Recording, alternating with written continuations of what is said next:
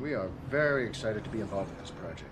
And frankly, it's going to be something of a challenge for me, personally anyway, because I'm not a fan of folk music. Yeah, me too. Couldn't care less about it, but that really doesn't matter in the business of public relations, which is what we care about, which is what we do. It doesn't matter what we think, it matters what you think, and it matters what we can make you think. Am I right? What we can sell to you.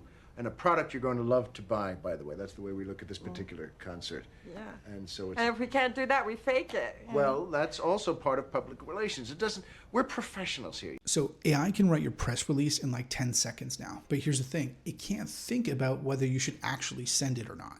Look, in PR, the content, that's the easy part now. The hard part is making sure your logic holds up when someone challenges it. And there are 3 biases that mess with your decisions every single day. Let me show you. Born. Charlatans use confirmation bias to sell us nonsense. And once you... First one, confirmation bias. You pitch a story because you know the data backs up your narrative. But here's what you probably didn't do. Look for evidence that contradicts it, right? In PR, we're really good at curating proof that makes our case stronger. But when you only see what you want to see, you're one tough journalist question away from a full-blown crisis. So ask yourself, what would actually prove me wrong here? The tendency to judge the strength of arguments based on the plausibility of their conclusions rather than how strong it is. Belief bias effect. Yes. Next. Belief bias. This is when you greenlight a campaign because it feels right, but the logic is kind of broken. But we've always done it this way. Sounds like a strategy, but it's really just a habit. And in the AI era, where context literally changes overnight, relying on outdated beliefs makes you predictable.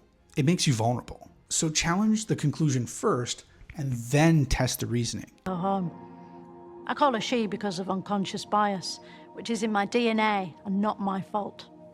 Unconscious bias. You prioritize one stakeholder over another without even realizing it. Maybe they're louder, or maybe they're more senior, or maybe they just remind you of a past win.